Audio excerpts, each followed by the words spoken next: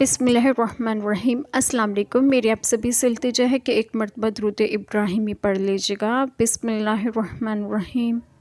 अल्लाहुम्मा सल्ली अला मुहम्मदिन व अला आलि मुहम्मदिन कमा सल्लैता अला इब्राहीम व अला आलि इब्राहीम इन्नका हमीदुम मजीद।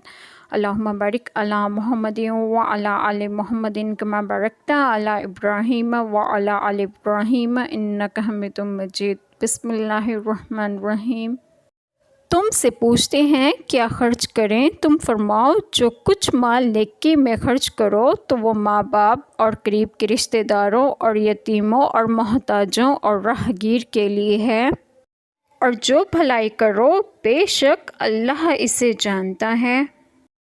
बिस्मिल्लाहिर्रहमानिर्रहीम। आज जो बात मैं आप लोगों से डिस्कस करूँगी वो ये है कि शान नज़ुल ये आयत उम्र बिन जमुह के जवाब में नाजिल हुई, जो बूढ़े शख्स थे और बड़े मालदार थे। इन्होंने आप सल्लल्लाहु अलैहि वसल्लम से सवाल किया था कि क्या खर्च करें और किस पर खर्च करें। इस आयत में इन्हें बता दिया गया कि जिस किस्म का और जिस कदर कलील माल या कसीर खर्च करो इसमें सवाब है, और मुसारिफ इसके ये हैं। मसला आयत में सदका नाफिला का बयान है। माँ बाप को ज़कात और सदकात वाजिबा देना जायज़ नहीं, ये हर नेकी को आम है, इन्फाक हो या और कुछ, और बाकी मुसारिफ भी इसमें आ गए।